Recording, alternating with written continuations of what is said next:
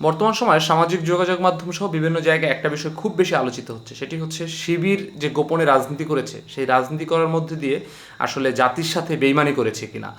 দুইটা প্রেক্ষিতে আলোচনা হচ্ছে। প্রথম প্রেক্ষিতটা হচ্ছে তারা যে বৈষম্যবিরোধী ছাত্র আন্দোলনের সমন্বয়ক হিসেবে কিংবা শেখ হাসিনার বিরুদ্ধে গণঅভ্যুত্থানে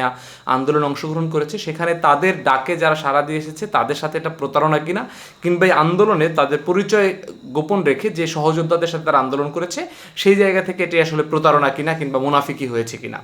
এই প্রেক্ষিতে আমি বলবো যে আসলে এই মুনাফিকি বলার আগে আসলে পরিস্থিতির আমাদের বিবেচনা করা দরকার, এবং মুনাফিকি কিংবা প্রতারণা বলার ক্ষেত্রে আমাদের যে মৌলিক প্রিন্সিপালটা মাথায় রাখা দরকার সেটি হচ্ছে কোনো একটি কাজ যখন আমি করছি সেই কাজের সাথে আসলে আমি কোনো বেইমানি করছি কিনা। অর্থাৎ যখন আমি 24-এর গণঅভ্যুত্থানের আন্দোলনে অংশগ্রহণকারী একজন যোদ্ধা,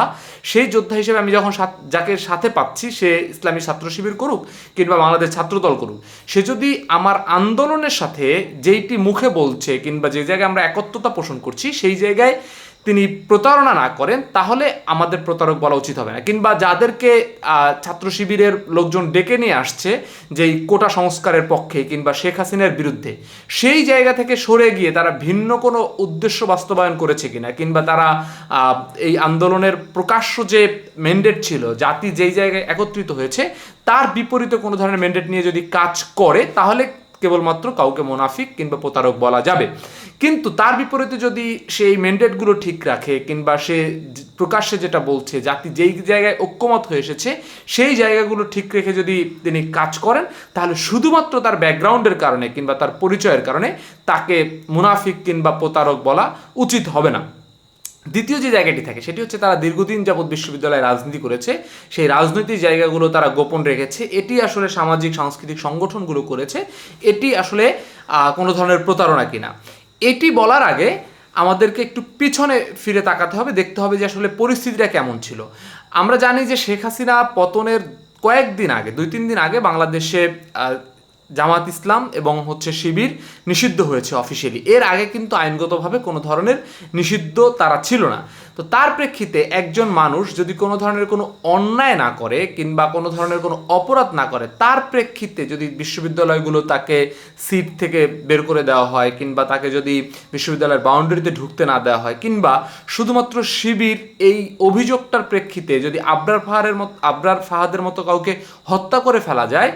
এই হত্যাকাণ্ড কিংবা এই অমানবিক নির্যাতন থেকে বাঁচার জন্য কিন্তু তারা পরিচয় গোপন রেখেছে বলে আমি অনুমান করি। সেক্ষেত্রে আমাদেরকে আসলে তুলনা করতে হবে যে ওই ব্যক্তির জীবনের নিশ্চয়তা ভার্সেস তার প্রকাশ্য পরিচয় রাজনীতি করার যে সততা, সে বিষয়টি। তা আমি ব্যক্তিগতভাবে মনে করি যে একজন মানুষের জীবনের মূল্য কখনোই প্রকাশ্য রাজনৈতিক সততার চেয়ে কম গুরুত্বপূর্ণ হতে পারে না, বরঞ্চ অনেক বেশি গুরুত্বপূর্ণ। সেই জায়গা থেকে তারা যে দীর্ঘ সময় নিজেদেরকে লুকিয়ে রেখেছিল, সেক্ষেত্রে আমরা বলতে পারি না যে তারা অন্যায় করেছে। তবে আমাদেরকে বর্তমান সময়ে এসে মাথায় রাখতে হবে যে বর্তমান সময়ে কিন্তু কাউকে শিবির পেলেই তাকে পিটিয়ে মেরে ফেলা হচ্ছে না কিংবা তার বিরুদ্ধে ইনহিউম্যান আচরণগুলো করা হচ্ছে না। সেক্ষেত্রে কেউ আসলে গোপনের রাজনীতি থেকে সরে যদি প্রকাশ্য রাজনীতিতে আসে এবং তাদের নিজেদের পরিচয়গুলো প্রকাশ করে যদি রাজনীতি করে, তাহলে কিন্তু মানুষ তাদের রাজনৈতিক দর্শন সম্পর্কে বুঝতে পারবে, তাদের সাথে মেশার ক্ষেত্রে, তাদেরকে অনুসরণ করার ক্ষেত্রে তার একটা ক্লিয়ার আন্ডারস্ট্যান্ডিং থাকবে এবং সেক্ষেত্রে তারা সততার পরিচয় প্রদান করবে। কিন্তু বিগত সময়গুলোতে তারা নিজেদেরকে যেই স্ট্রাগলের মধ্য দিয়ে গিয়েছে, সেই স্ট্রাগলের তুলনায় তারা যে গোপন রেখেছে সেই বিষয়টিকে আসলে বড় অপরাধ মনে করা ঠিক হবে না। আরেকটি বিষয় এখানে আমাদেরকে অবশ্যই মাথায় রাখতে হবে, একজন ব্যক্তি সে পরিচয় গোপন রেখে শিবির করেছে, সেটি আসলে কোনো অপরাধ না। অপরাধ হতো সে পরিচয় গোপন রেখে যদি মানুষের অধিকার নষ্ট করতো কিংবা বিশ্ববিদ্যালয়ে নিপীড়কের ভূমিকা পালন করতো কিংবা প্রতিষ্ঠানগুলোতে সে চাঁদাবাজি, দখলদারিত্ব এই সমস্ত রাজনীতির সাথে সম্পৃক্ত থাকে, তাহলে অবশ্যই সে শিবির গোপন রেখে করুক, প্রকাশ্যে করুক, শিবির করুক কিংবা অন্য কোনো রাজনৈতিক দল করুক কিংবা কোনো রাজনৈতিক দল না করুক, তাহলে সেটি অবশ্যই অপরাধ এবং সেই অপরাধের মাত্রা ভিত্তিতেই তাকে বিবেচনা করতে হবে। সেই জায়গায় আসলে পরিচয়ের রাজনীতিটা আরেকটু দূরে আমাদেরকে বিবেচনা করতে হবে, অপরাধ এবং তার কার্যক্রমের রাজনীতিটা আমাদের সরাসরি বিবেচনা করতে হবে।